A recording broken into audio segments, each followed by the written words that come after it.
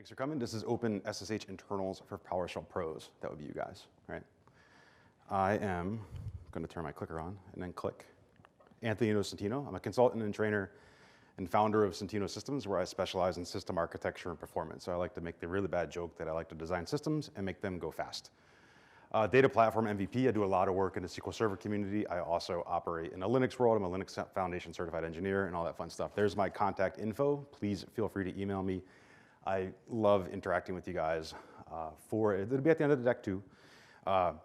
Interacting with you guys for any questions about PowerShell, SQL Server, Linux, things like that. Follow me on Twitter. It's my main way to get information out to the community if you aren't following me already. So things like speaking engagements and blog posts. I blog relatively frequently. It's gotten a little sparse in the beginning of this year, but it'll get better, I promise. Or at least that's what we all say, right? I'm also a Pluralsight author. I have some free cards up here for you guys. A lot of today's material exists in Pluralsight courses that I have at a much deeper level and encompassing more topics. So if you want free access to that content, take a card. I'll leave them up here for you guys so you can spend some time with that after this, because we have only 45 minutes today to talk about what we want to talk about. So let's talk about what we want to talk about with the agenda. We're going to talk about remote access concepts and OpenSSH's architecture. Like, why is it secure? And like, what are the facets of a secure system that we need to be concerned about when we provide remote access to our system? We're going to talk about authenticating users and the various authentication methods that are available to you in SSH and clear up some confusion with how things work in that world. And then we're going to look at how to configure OpenSSH, so where the configuration files live and things like that. So we're going to look at how to do some fun stuff there. Tomorrow, I'm doing a session with Richard Sidaway where we're going to go over the remoting stuff. So today, we're going to be kind of solely focused on OpenSSH, how to configure it, how to auth users, things like that, and how it works under the hood. But tomorrow, we're going to go into from zero to fully feature from a Windows system all the way up through installing OpenSSH and configuring remoting and things like that, and what to do along the way when things go wrong. So that's tomorrow. Today is just OpenSSH. So we're going to start off with remote access concepts and OpenSSH architecture, or OpenSSH, how I learned to stop worrying and love remote access. That's Dr. Strangelove, if you guys get the reference. That is Creative Commons, or not Creative Commons, that is a public domain picture, so I did not steal that. There's a thing. I'll tell you about the thing.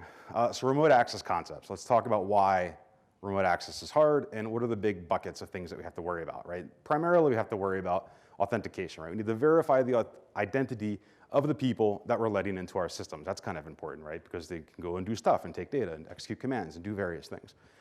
Then we want to differentiate that between authorization, right? Not only are we letting people in, but who are we letting in, right? And how do we control that? And so granting access to the system. Out of the box, if you install OpenSSH well, you don't install OpenSSH. Out of the box on the CentOS system, anybody can log in.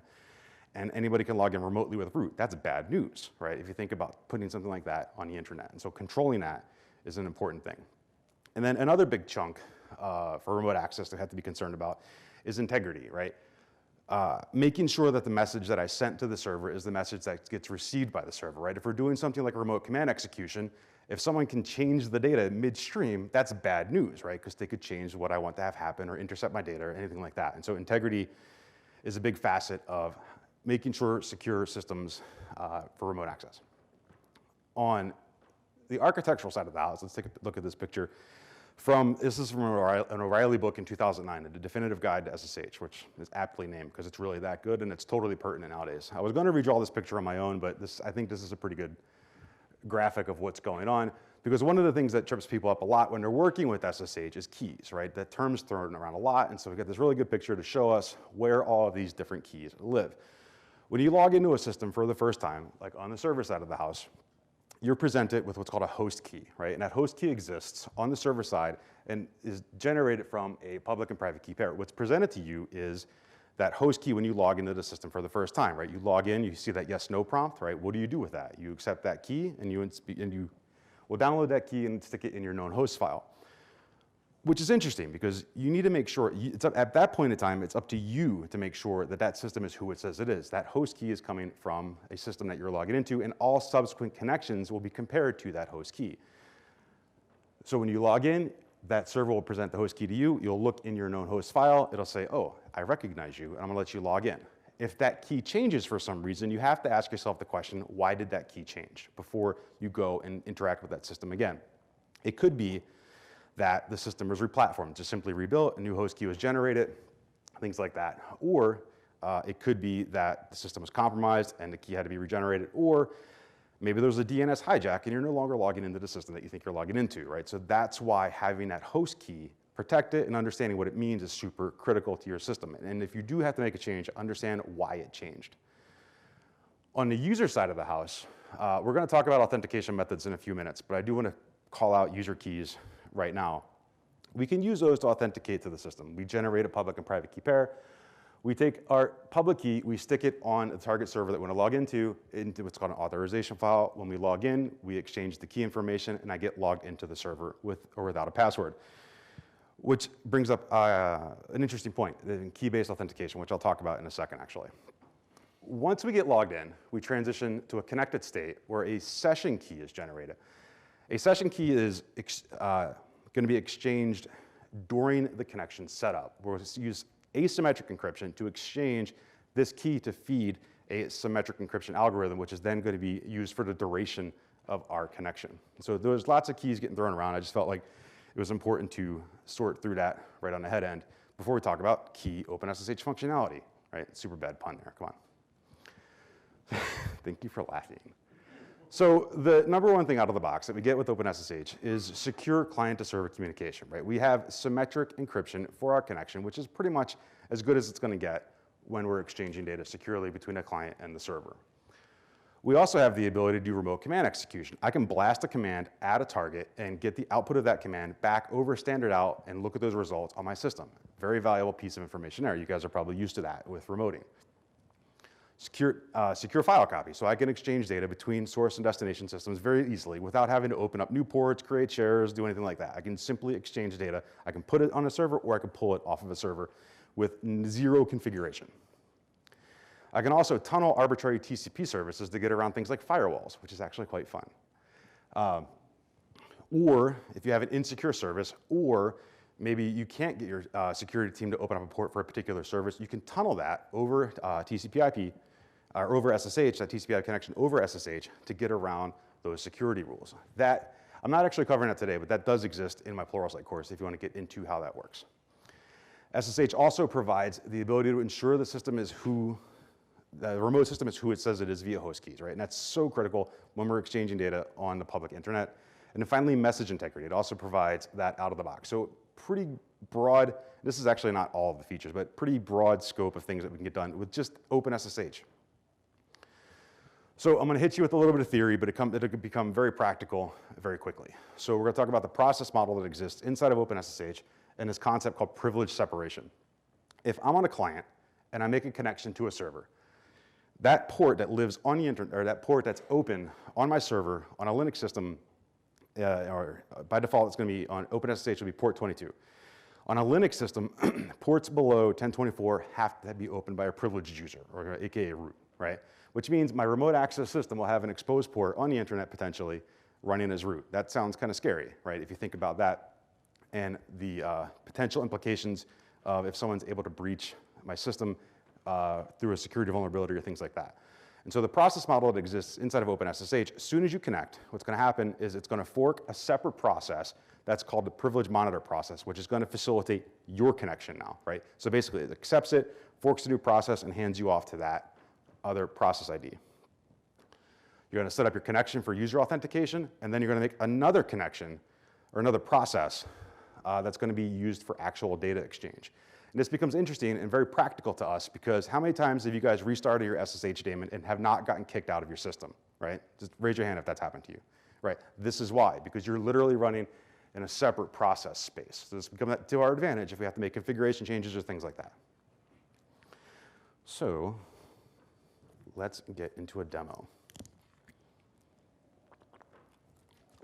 So we're going to do some basic stuff. We're just getting started with SSH. We're going to look at some host keys. We're going to examine privilege separation, how it works, basic remote command execution. Quick layout of my lab here, because we're doing like remote access stuff. We're going to be jumping around between computers. This is what we have going on. I have a domain controller, a Linux management workstation, CentOS W1, a Linux server that we're going to play with, CentOS S1, and a Windows server in this awesome cross-platform world that we live in nowadays. And if you guys have questions, feel free to ask. So I'm going to put these demos online so you guys will be able to walk through it on your own, but we're going to go through some basic plumbing stuff right now. So to log into a system, it's going to be username at hostname, so CentOS-S1, and that's going to be how I can go and attempt to get from the system that I'm in to the system that I want to be in. I am then presented with my host key, right, or the host key from CentOS-S1. At this point in time, I have to make this decision. Do I actually trust the system that I'm trying to log into? I built it, I don't trust it. So let's go ahead, I'm kidding. So let's go ahead and accept that key, and it's going to bring that down, and then it's going to pass me into, really? What are you doing? Ah, there we go, okay. Don't type in demos. I pass in my password, I get authenticated to the system CentOS-S1. You can see the new prompt there. So let's get out of that system and look at what actually just occurred. So what actually just occurred is when I downloaded that host key from the remote system, it created this directory just a second ago with these particular permissions, which we're going to talk about a little bit later. And inside there, we have this thing, now a known host file. Oh, wait, hold on. PowerShell is not. No, that'll be all right, cool.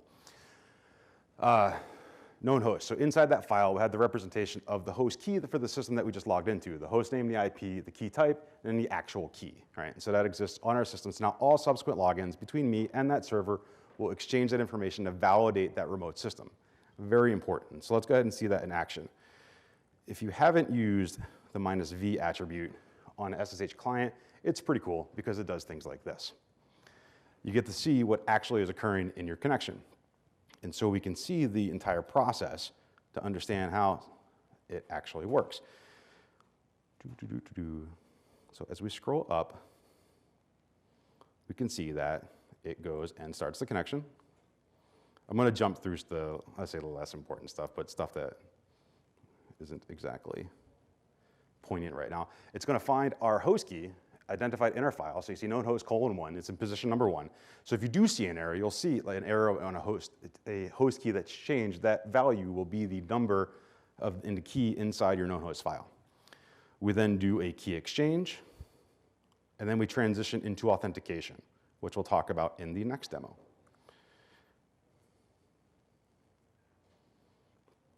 So with that, let's go ahead and log into the system. Because, you know, passwords. Uh-oh, permission denied. Ah, okay, good. Let's go ahead and ask, we're logged into CentOS-S1, sudo netstat minus, this is very easy to remember, netstat minus plant gives you some really cool output. Watch this. grep SSH. We get all the listening ports on the system and active connection. So you see we're listening on the SSH daemon. Its process ID is listening on all IPs. We also see the IPv6 version, so sshd listening, but we also see my connection. So that privilege monitor process, sshd 1599 is established. That's my connection running independently of the other one. So let's take this command. I'm going to copy and paste this because it's challenging to type in demos. What this command will do is gives me the process tree for that particular process. So we can see the command that I'm executing, the shell that I'm running in, the pseudo terminal, so PTS is pseudo terminal, which is my environment that I'm running in, that's being managed by my privilege monitor process that forked off of the original SSHD process, right? The actual daemon that's listening. So now if I do sudo systemctl restart SSHD, I didn't get kicked out. That's pretty cool. And then if I go and check that again, we can see that it forked the process off. I get the same process ID, 1599, and I just go about my day, right? So understanding that it's a nice little feature, but also keeps us from having to be so terribly concerned about the surface area that's exposed to the world on our system. Now, finally, this super basic demo is we're going to do this. CentOS, we log back out to the workstation, so W1. I'm going to use SSH, my credentials, and then pass a command, simple command, hostname, the remote system. I have no idea what that's all about. I even reboot it before the demos. It's always DNS, right? give it my password, it executes that command. That command's output comes across over standard streams and goes to my console here. This becomes very valuable in being able to blast commands at lots of systems and also retrieve data concurrently. So, or retrieve data programmatically. All right, so demos, we did that. Let's talk about authentication methods.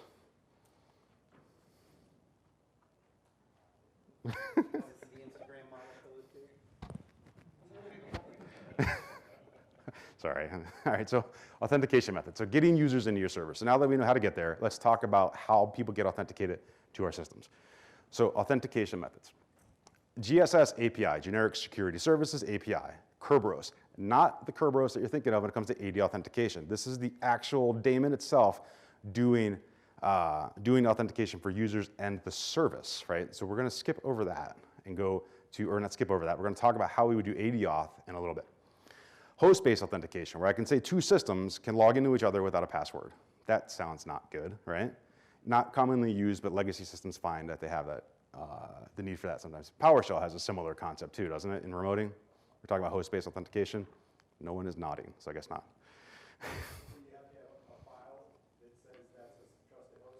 Yeah, basically you configure that in your server side and say this host and this host can talk to each other.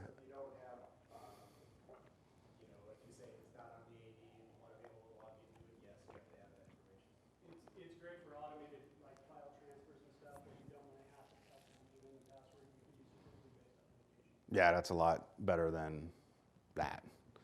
But we have this public key authentication, which we dabbled with a minute ago when we looked at the graphic at the beginning of the session. Key-based authentication. We generate the user key pair. We can put that on a service, right, and execute jobs like that with passwordless authentication. When you generate a key, which we're going to do in a little bit, it asks you, do you want to put a password on there? Most of the time people say no, enter, enter, enter, enter, and the key gets generated. And then you can do what's called passwordless authentication, which is great, right? But if you're into it, put a password on your key, because then boom, you have two-factor authentication and you didn't have to pay a vendor $1 million to get that, right? So very valuable, something you have, your key, and something you know, your password. Interesting side story, when I was a PhD student, my PhD advisor had come from the University of New Hampshire to the University of Mississippi, and he literally had the same public key, private key pair for 11 years with no password. I'm like, dude, really? And so at the time, I was a systems guy for the computer science department. Like, you have to do this. He's like, I'm not doing it. He's like, I like servers all over the planet that I have to work with. We did a whole bunch of like geo cluster stuff. And so that was challenging. So not only that, but people get under the misconception that you have to have one key. No, you can actually specify multiple keys and generate those per systems or groups of systems, so you're not restricted to using just that one key. Challenge response, actual two-factor authentication, and then passwords. Who loves password authentication? Right. So actually, password authentication, I think is a misnomer. I actually don't like the fact that it's called password authentication on SSH, because what it's really doing is handing off your authentication to the underlying operating system, which, yes, is passwords. But this is also how we would configure AD authentication, because what we're asking the system to do is we'll configure Linux to authenticate users against AD. And then we just say that SSH will use password auth. So we'll hit password auth, we'll hand off the authentication to the underlying operating system. It will make the decision, do I authenticate you against a local user database or Active Directory based on the configuration of the system. So password auth is how you get that done. Another thing that's very interesting is these are processed in this order from top down, right? How many times have you distributed a key to a system and all of a sudden you get challenged with a password, right? Because something went wrong with the key distribution, right? This is why, because they are processed in order by default. If you remove password authentication from let's say, from the lineage of authentication methods for your system, and you had an issue with your public key, then you won't be able to get in, right? Because you don't have that authentication model enabled. So make good choices when you want to figure out how to do that. So authenticating users. So we talked a little bit about this already. We have the local user databases on our system on both Windows and Linux. On Windows, you have the local SAM database, I think it's, or whatever that's called. On Windows or on Linux systems, you have the password file and the shadow password file that authenticates local users. We can configure AD authentication. Out of the box, on the Windows side of the house, pretty straightforward. Now, configure AD authentication, you join a domain. It works, yay. So AD authentication can be used on Windows and Linux. So when you install OpenSSH on a Windows machine, you do nothing. It just works if the thing is domain joined. We do want to differentiate when we're talking about authentication between user lookup and actual user authentication and host authentication. So when you are doing things like combining AD authentication with passwords or with keys, you'll see why there's a difference when we do that demonstration in a few minutes.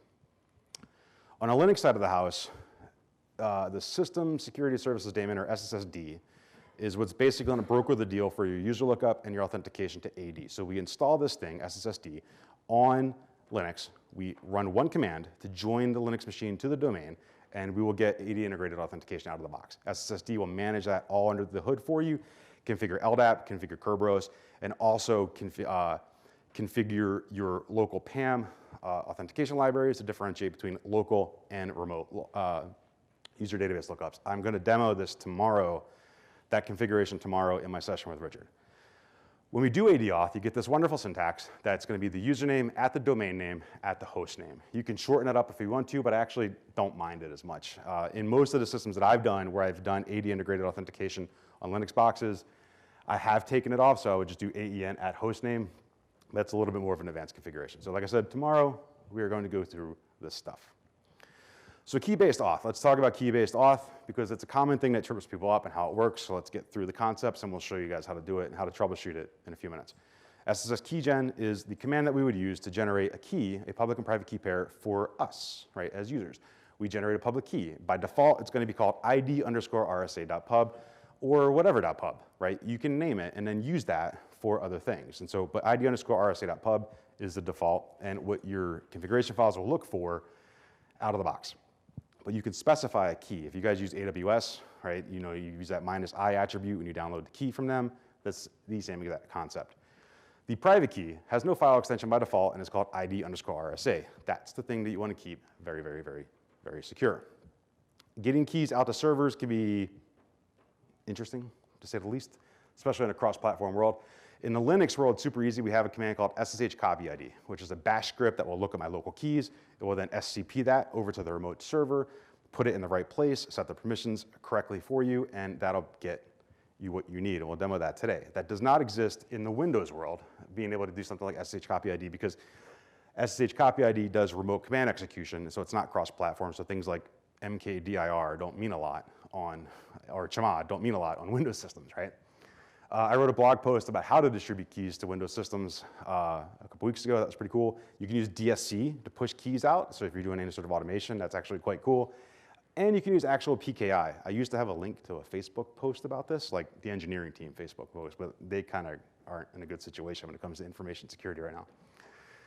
So let's get into a demo and look at generating and distributing a user key and also using a specific key for authentication.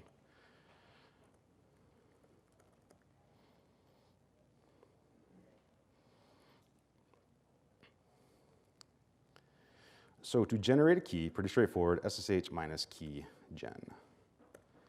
Where do I want to save it? I'm going to save it in that .ssh directory, which is where all of my other SSH type stuff lives for my user. I'm going to call it id_rsa for the private key. I'm not going to give it a password because I'm lazy, even though I told you you should do that. Let's see. Now, with that, go here. We can see we have id_rsa, id_rsa.pub, and known hosts, which is the host keys. So let's take those, SSH, and copy them to our system. We're going to copy them over to this guy.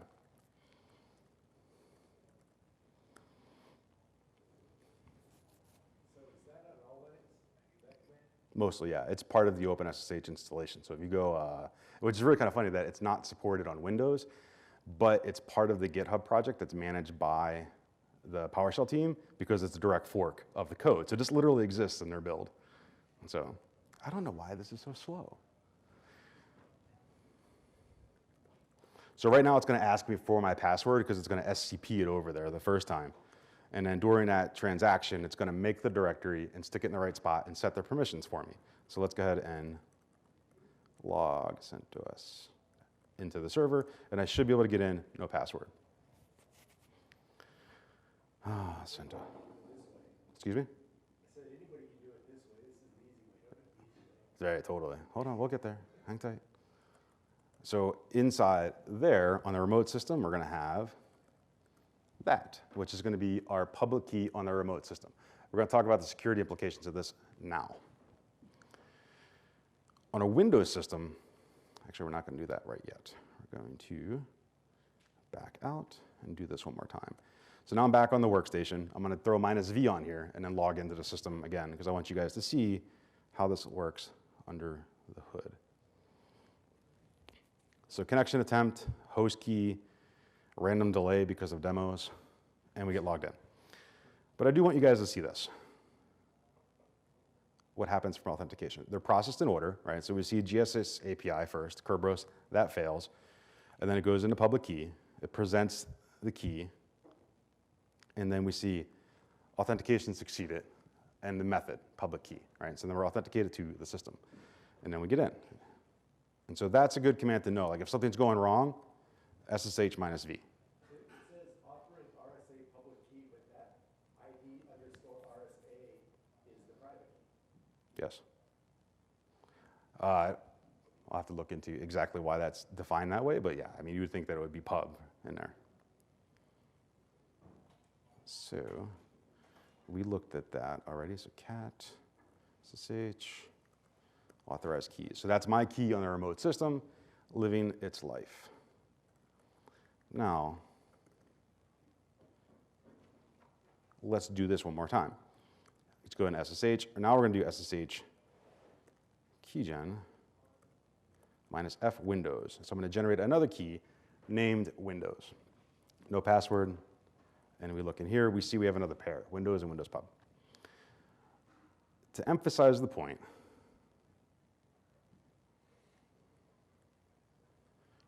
we have to do this. So in Windows, and the authorized keys are going to live in your Windows profile in the .ssh directory, right? So we see users aen.ssh. In that directory, the parent directory, by default, since it's in my profile, will inherit the permissions from the parent, right? There's a concept called strict modes in SSH, in your SSH configuration, that requires that the folder containing your public key and on the remote side, the authorized keys is not world readable, right? So if we look at this, not world readable. We see just read and write. Same concept exists on the Windows side, so we have to do these shenanigans to make this work right. So when I said SSH copy ID did the work for you under the hood to make the permissions correctly, it does that, but we don't have that feature in Windows yet. So I just put these commands together to go ahead and have the ability to put the key on the remote system and show you guys in gory detail how that works. So we're going to use this command sequence to make the directory. We're going to copy our Windows key over to S1. We are then going to, I'm going to copy it over as my authorized keys because if there is a key over there, I don't want to stop over it. So I just take that and I append it to the bottom of the file. I remove the inheritance attribute, I grant system rights to it, and then I grant rights for me. We add system in there because the SSH process, the server, needs to be able to read the key to auth the user. Are there any rules about how it has to be appended? Does it have to start on a new line? You can just stick it in the bottom, it'll search it. Line space, any of that? 'Cause I'm just We can go try putting a space in the front of it. I've never tried that before. But it'll search the file sequentially. So we're logging into the Windows system for the first time. We need to accept its host key because we're sending it over to the Windows box. I think I totally just, oh, I got it right. So we're making a directory. We're going to copy the file with SCP over there. Paste. We're going to then append it to the bottom of the file. Paste that in there. Deal with the permissions inheritance. So we'd have to do this on the Linux side of the house conceptually, but it's all buried inside of SSH copy ID for us. Set the system permissions. Give that our password again. I couldn't find a good way to combine this all in one line, so we're stuck doing it this way. There's another way I would have liked to have handled this, but the OpenSSH on Windows doesn't implement a particular feature that I want or need to have it work that way.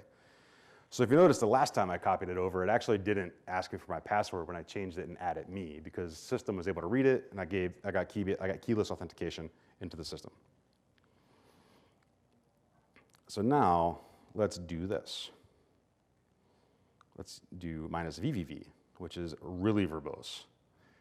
If we go and we look at, where is it? We see our key base authentication. So this actually might be similar to the question that you were asking. It sends over ID underscore RSA, which isn't on that Windows system, right? We sent over Windows to the other system. That fails. So we see the failure. We then send the next key, which reads the next key that's available in that configuration directory, which happens to be the second key that we generated, that one. We then authenticate to our system. And so we can see that there. If we want to specify the key, this is why I love, what do you call this, VS Code. If you want to specify the key, we can use this command. So we do minus VVV this time because there's a particular piece of output that I want to show you guys, minus I, and then I specify the key. And then we get logged into the system, but this time it used that particular key that we wanted to use. So this is a good way to be very specific with which key that we use. So the first one it's sent over is windows.pub, and it doesn't have to search for the next key.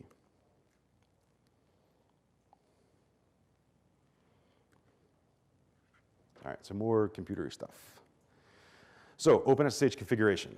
Let's talk about how to do some stuff. We're going to talk about where the configuration files live on the server and on the client. First up, on the server side of the house in Linux, your server daemon's configuration file lives in etc ssh sshd underscore config.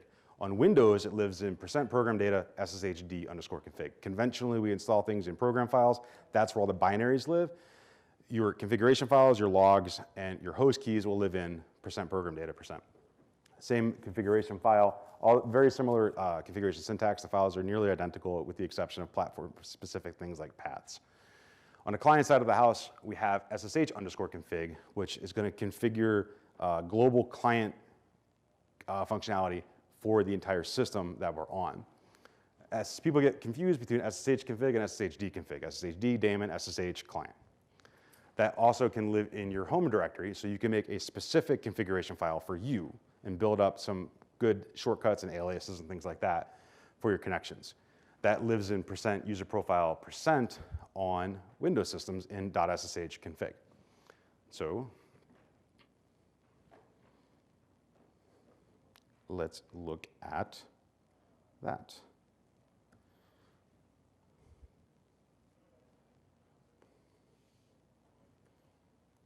Hold on, I totally didn't tell you what the demo was going to do. That's probably an important thing, right? We're going to do some server configuration overview. We're going to look at the configuration file. We're going to limit access to a particular group because out of the box on CentOS machines and on Windows machines, anybody can get in. And so we're going to use an AD group to secure the system, but the scope, who can actually log into the system. And then we're going to look at some configuration overview where we're going to configure aliases and specifying those keys so we don't have to specify that every time we log into a system.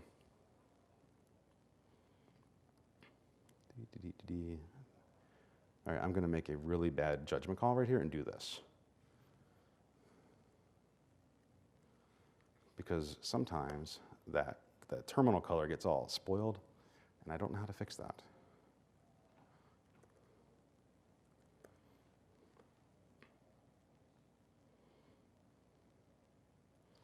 So what we're going to do is we're going to log into, from the workstation that we're on, log into at CentOS-S1.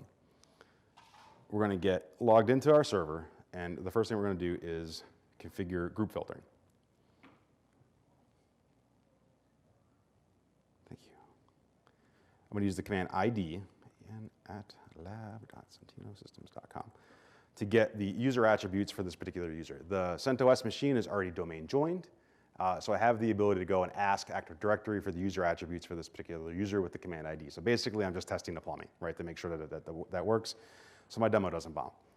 You can see that I am in a group called SSH Users, which is a simple AD group that this user just so happens to be in.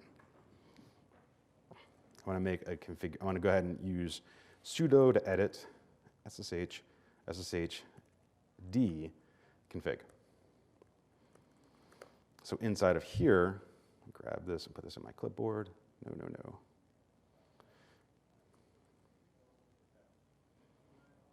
Is where you'll have all of the configuration stuff that you'll need for your SSH daemon. If you're not familiar with the man pages is basically online documentation on Linux systems, man sshd_config, and you'll get pretty much everything you need to know that's a configurable attribute inside this system, or inside this configuration file.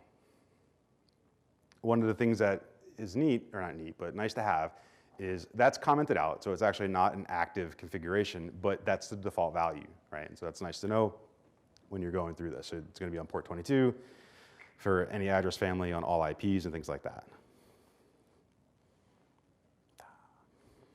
Let's see, page down. I have a page down key for the first time in 20 years, which is kind of nice.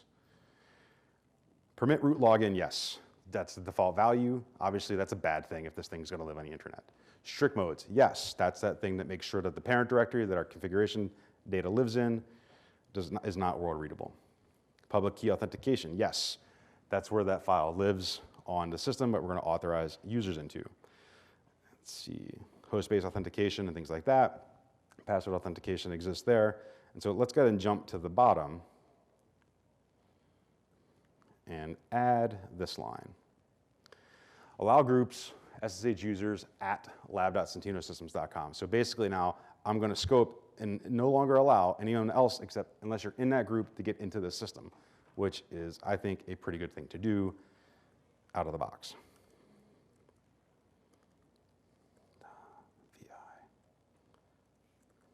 VI. Right. So let's go ahead and restart sshd. Didn't get kicked out. That's a nice thing. Let's go ahead and do this. So we made that configuration change on CentOS-S1. We're on W1 now, and I'm going to go ahead and log into that system like so.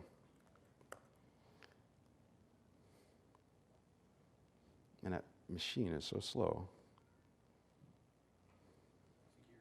Right, right. The hackers just get impatient and leave.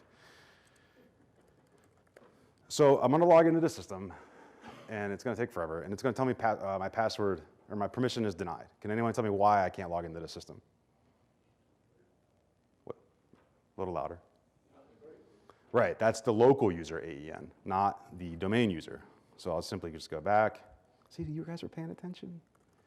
Such a warm and fuzzy feeling. .com.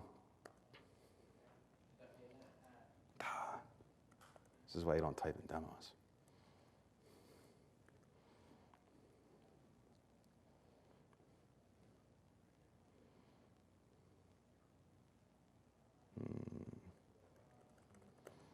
The magic of command line logins. Yay, right? So I logged in as, actually I don't want to do that, I want to do that. So AEN at lab.centinosystems.com. So that actually works quite well. Oh, we have to do one more demo. So you said that it just couldn't be available to the world. My understanding is that the .ssh folder has to be only the user who is going to use it. Yeah, so you want it to look like that. So breaking down the permission set, the owner in the group, right? And so read, write, and execute, that's just for me. All the other ones are dashes, which means the group doesn't have access, and other, or world, doesn't have access to the directory. Is that what you mean? Yeah, the only reason, because I just ran into this, I was trying to copy a file as part of an automated process, but the account that was logging in to run the script was different than the account that I set the key up for wouldn't work. And so I'd never done any of this before. In my process of figuring all that out, I learned that it has to be the user who set the key. Right, because if that's Bob, right, and I try to log in as AEN, Bob doesn't, or if that's Bob, and I try to log in as AEN, well, I don't have access to that because it's owned by Bob, right? Yeah, and so we want to restrict it to the user that is configured. So let's do one more demo. So we're going to go and look at configuring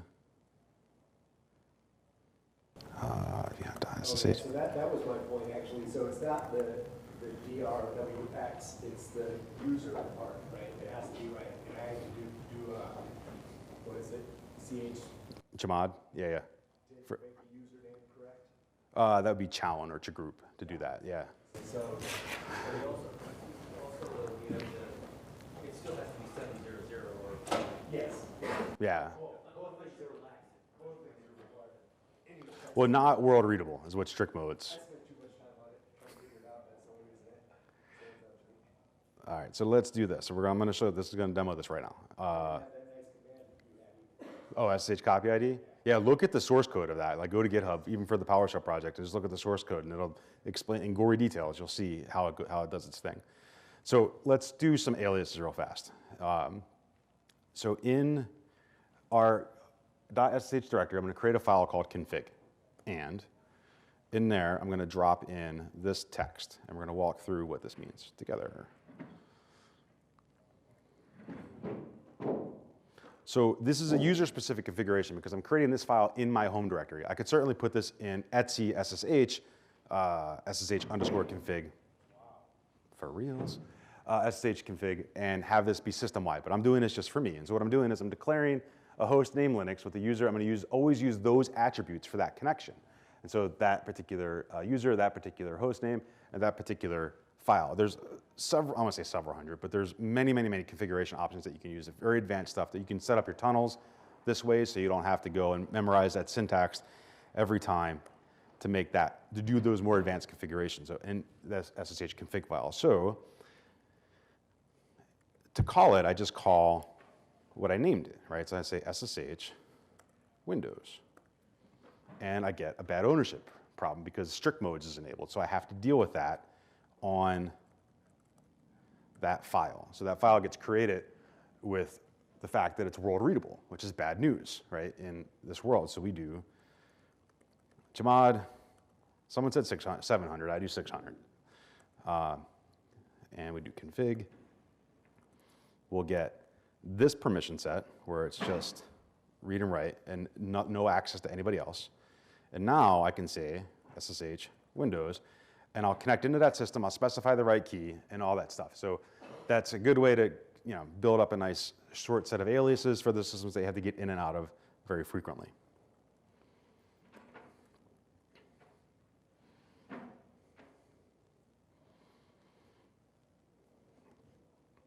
Yeah, so if you are setting up things, group membership's super easy to do, right? But it also provides a lot of value, right? Being able to scope who the authorized users are to get onto your system.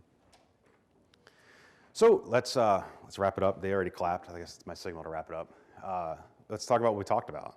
Remote access concepts, right? We learned about like the important things like authentication, authorization, and integrity, and how that's implemented in OpenSSH with the features that it has, like host keys, user authentication methods, and groups, right? Now we kind of went through those big bucket configuration items on why those things are important to configure out of the box to make your system more secure.